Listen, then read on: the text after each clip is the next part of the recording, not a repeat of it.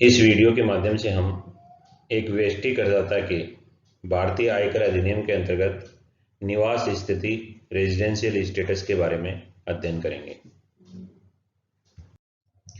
आयकर अधिनियम 1961 के अनुसार प्रत्येक करदाता को गत वर्ष की आय और उसकी निवास स्थिति दोनों को ध्यान में रखते हुए आयकर वसूला जाता है। आयकर अधिनियम की धारा 5 के अनुसार गत वर्ष में करदाता की निवास स्थिति के आधार पर करदाताओं को दो भागों में बांटा जाता है, एक निवासी, दूसरा अनिवासी। वेष्टि करदाता और एचयू ऑफ हिंदू अविभाजित परिवार की दशा में निवासी करदाता को पुनः दो भागों में बांटा जाता है, एक साधारण निवासी और दूसरा असाधारण निवासी, ऑर्डिनरी रेजिडेंट और नॉट ऑर्डिनरी रेजिडेंट। करदाताओं की निवास स्थिति करदाता के निवास के आधार पर निश्चित होती है। करदाता का निवास स्थान विभिन्न कर निर्धारण वर्षों में अलग अलग हो सकता है। किसी में वो निवासी हो सकता है, किसी में वो अनिवासी हो सकता है। यानी जरूरी नहीं है कि एक कर निर्धारण वर्ष में वो निवासी रहा हो तो अगले कर निर्धारण वर्ष में भी वो निवासी रहे, क्योंकि इसका निर्धारण करदाता के भारत में रहने की अवधि पर निर्भर करता है। उसका नागरिकता से कोई संबंध नहीं होता, नागरिकता है या नहीं है, किंतु वह भारत में कितने दिन रहा इस पर यह निर्भर करता है, जिसको अपन आगे बढ़ेंगे। करदाता जैसे वेष्टि करदाता है, एचयूएफ है, परिवार है, एचयूएफ है, फर्म है या कंपनी है, इनकी निवास स्थिति के निर्धारित करने के लिए अलग अलग नियम हैं जिनका अध्ययन हम करेंगे। आयकर अधिनियम के अनुसार एक वेष्टि करदाता को तीन परिस्थितियां होती हैं, उसमें साधारण निवासी, असाधारण निवासी और अनिवासी। इनका निर्धारण तीनों परिस्थितियों में वह साधारण निवासी है या असाधारण निवासी है या अनिवासी है, इनका निर्धारण दो तरह की शर्तों पर निर्भर है। बेसिक कंडीशंस, आधारभूत शर्तें, और एडिशनल कंडीशंस, अतिरिक्त शर्तें। अब आधारभूत शर्तें कौन सी रखी गई हैं जिनके आधार पर करदाता के साधारण निवासी, असाधारण निवासी या अनिवासी होने का निर्धारण किया जाता है? उनमें से दो शर्तें हैं, दो आधारभूत शर्तें हैं। पहली शर्त है करदाता गत वर्ष में कुल मिलाकर 182 दिन या उससे अधिक अवधि के लिए, यानी कि 182 दिन या उससे अधिक अवधि के लिए भारत में रहा हो। यह जरूरी नहीं है कि वो एक ही स्थान पर रहा हो, एक लगातार रहा हो, यह आवश्यक नहीं है। यानी कुल मिलाकर 182 दिन या उससे ज्यादा गत वर्ष में वह भारत में रहा हो, अलग अलग जगह पे रहा हो, एक जगह पे रहा हो, लगातार रहा हो, या बीच बीच में भारत में रहा हो और बीच में भारत से बाहर रहा हो। कुल मिलाकर अपने को क्या गणना करनी है? टोटल 182 दिन या उससे अधिक की अवधि होनी चाहिए। यह पहली आधारभूत शर्त है। दूसरी आधारभूत शर्त यह है कि यदि करदाता गत वर्ष में कम से कम 60 दिन या उससे अधिक अवधि के लिए भारत में रहा हो। कितने दिन? 60 दिन या उससे अधिक। और गत वर्ष से तुरंत पूर्व के 4 गत वर्षों में, गत वर्ष से तुरंत पूर्व के 4 गत वर्षों में कुल मिलाकर 365 दिन भारत में रहो, कुल मिलाकर 365 दिन भारत में रहो, तो ये शर्त दूसरी आधारभूत शर्त होगी। किंतु दूसरी आधारभूत शर्त निम्न परिस्थितियों में नहीं लागू होती है। कुछ परिस्थितियां जिनमें लागू नहीं होती है, उनमें पहली परिस्थिति है कि मतलब ये लागू नहीं होने का मतलब यह है कि उसको फिर 60 दिन के स्थान पर पहली वाली शर्त पूरी करनी होगी, करदाता को पहली शर्त पूरी करनी होगी। इसमें अपवाद में ऐसा भारतीय नागरिक जो गत वर्ष में भारतीय जहाज के कर्मचारी के रूप से भारत के बाहर रवाना होता है, मतलब भारतीय नागरिक है, गत वर्ष में भारतीय जहाज के कर्मचारी के रूप में भारत के बाहर रवाना होता है, तो उसके लिए दूसरी आधारभूत शर्त नहीं होगी, यानी कि उसको पहली शर्त ही पूरी करनी होगी। ऐसा भारतीय नागरिक जो गत वर्ष में भारत के बाहर नौकरी करने के लिए बाहर छोड़कर जाता है, नौकरी करने के लिए भारत से बाहर जा रहा है गत वर्ष में, तो उसके लिए भी ये दूसरी आधारभूत शर्त लागू नहीं होगी। और तीसरी आधारभूत शर्त है भारतीय मूल का व्यक्ति या भारतीय नागरिक जो मूलतः भारत के बाहर रहता है, सामान्यतः कहाँ रहता है, भारत के बाहर रहता है, किंतु गत वर्ष में भारत में भ्रमण के लिए आता है, गत वर्ष में भारत में भ्रमण के लिए आता है, तो ऐसी स्थिति में भी वो दूसरी आधारभूत शर्त उसके लिए लागू नहीं होगी, उसको पहली शर्त को ही पूरा करना पड़ेगा। किंतु एक ऐसे विदेशी व्यक्ति जो किंतु एक ऐसे व्यक्ति जो विदेश में अपनी नौकरी के त्यागपत्र देकर भारत लौट कर आ रहा है, तो उस पर यह अपवाद लागू नहीं होंगे, यानी उस पर यह अपवाद लागू नहीं माना जाएगा। व्यष्टि करदाता की निवास स्थिति के निर्धारण के लिए दो अतिरिक्त शर्तें रखी गई हैं, जिसमें पहली शर्त है कि करदाता गत वर्ष से तुरंत पूर्व के, गत वर्ष से तुरंत पहले के 10 गत वर्षों में कम से कम 2 वर्ष में भारत में निवासी रहा हो, यानी कि वह करदाता गत वर्ष से तुरंत पहले के 10 वर्षों में से 2 वर्ष भारत में निवासी रहा हो, चाहे साधारण निवासी हो चाहे असाधारण निवासी हो। दूसरी शर्त है गत वर्ष से तुरंत पूर्व के 7 गत वर्षों में कुल मिलाकर 730 दिन या इससे अधिक भारत में रहा हो। टोटल कितना, 7 वर्षों में कुल मिलाकर 730 दिन या इससे अधिक दिन भारत में रहा हो। ये दो अतिरिक्त शर्तें हैं।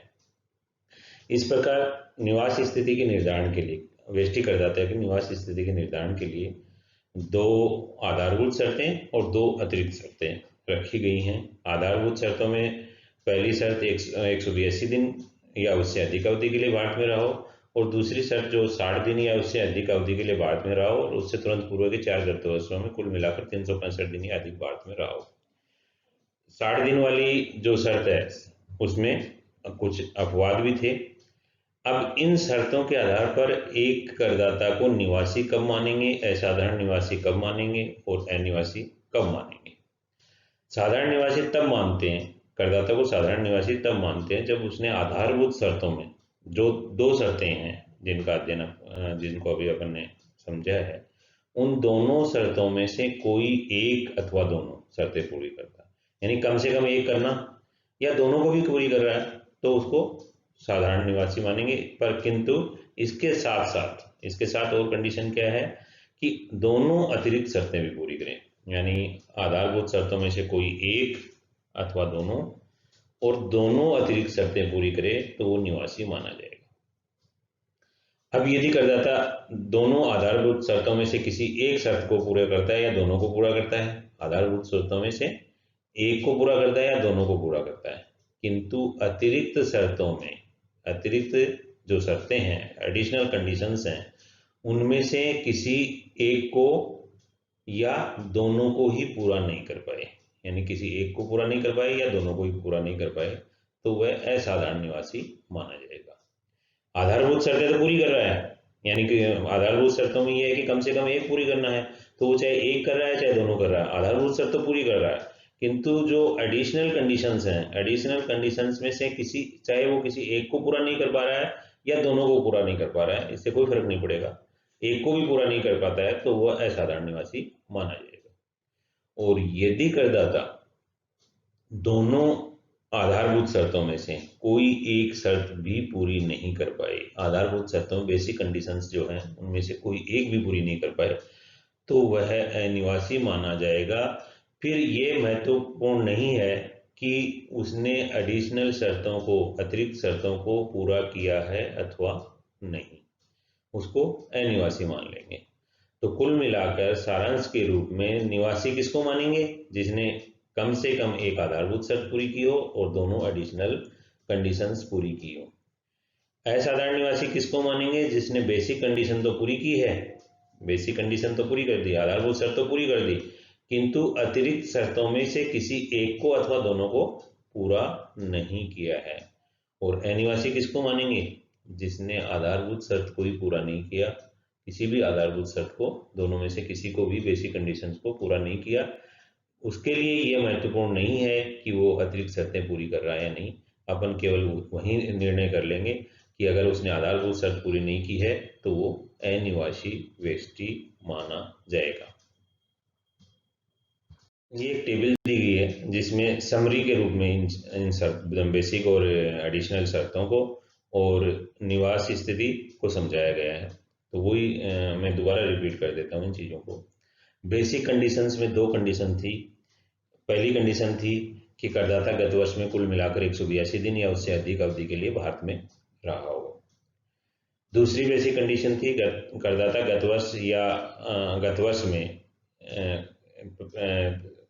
60 दिन, गत वर्ष में 60 दिन की अवधि या इससे अधिक दिन के लिए भारत में रहा हो और उससे तुरंत पूर्व के 4 गत वर्षों में कुल मिलाकर 365 दिन या उससे अधिक अवधि के लिए भारत में रहा हो।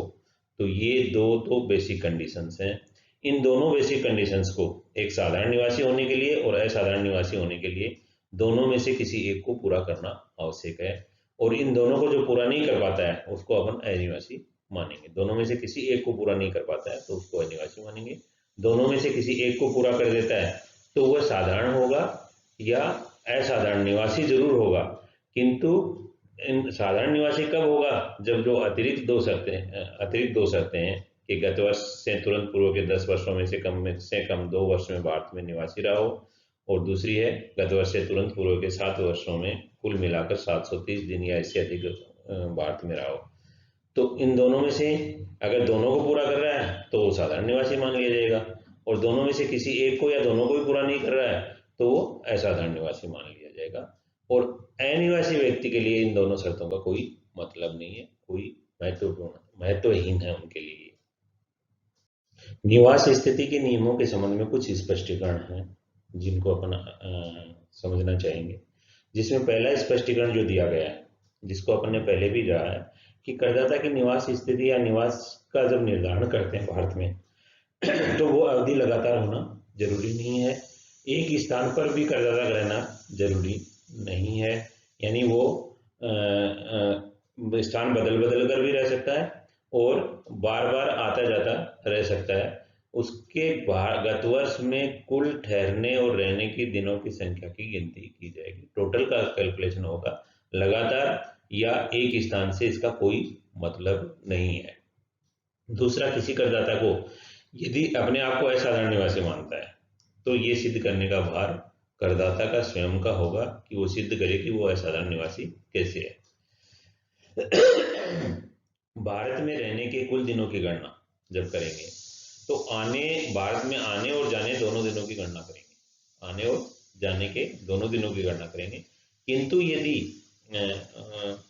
एक दिन की अवधि में 24 घंटे का समय मानकर चलेंगे, यदि 24 घंटे का समय स्पष्ट नहीं है तो इसी स्थिति में दोनों दिनों में भारत में रहना माना जाएगा। यानी कि अगर उसके आने का टाइम है और जाने का टाइम है तो उस स्थिति में 24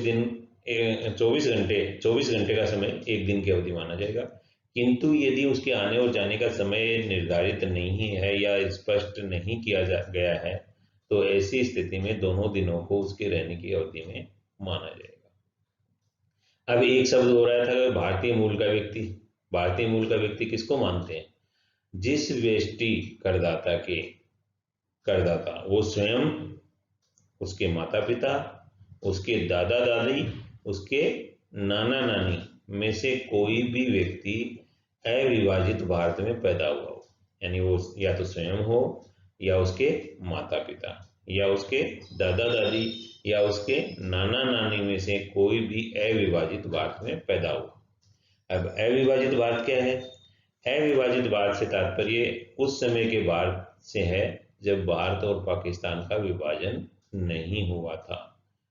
ठीक है, धन्यवाद।